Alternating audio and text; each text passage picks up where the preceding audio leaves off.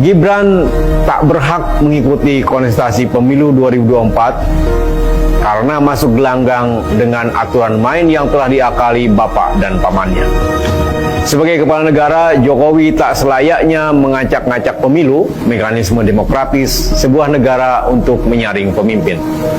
Sikap Jokowi yang berlagak pilon, antara lain menyebut aturan harus ditaati dan semua pihak harus menghargai tahapan pemilu, merupakan hipokrisi yang layak dikecam.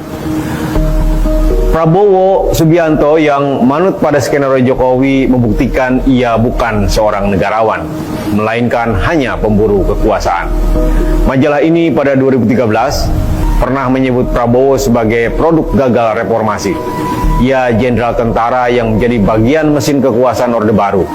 Ia pula yang berusaha menumpas gerakan reformasi dengan menculik para aktivis pro-demokrasi, tapi bisa melenggang masuk gelanggang politik melalui alat demokrasi yang sah, yakni partai politik. Prabowo dan Gibran dengan demikian menjadi kandidat paling buruk dalam sejarah Indonesia modern. Produk gagal reformasi bersanding dengan anak haram konstitusi. Jika Gibran tak mundur, tatanan bernegara akan makin rusak karena Jokowi kian tergoda menyalahgunakan kekuasaan untuk memenangkan anaknya. Tanda-tanda ke arah sana semakin jelas. Jokowi mengangkat pemimpin tentara dan polisi loyalisnya di posisi-posisi strategis untuk memobilisasi suara.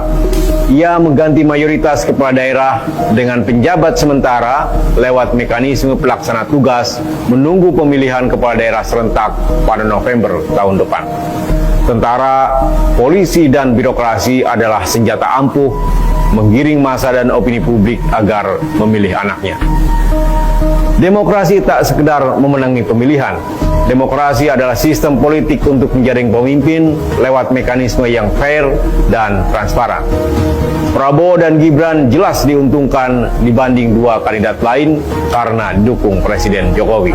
Jika terus meladeni hasratnya melanggengkan kekuasaan, Jokowi akan dikutuk sejarah karena membawa Indonesia kembali ke era otoritarianisme. Simak opini dan liputan selengkapnya di majalah.tempo.com.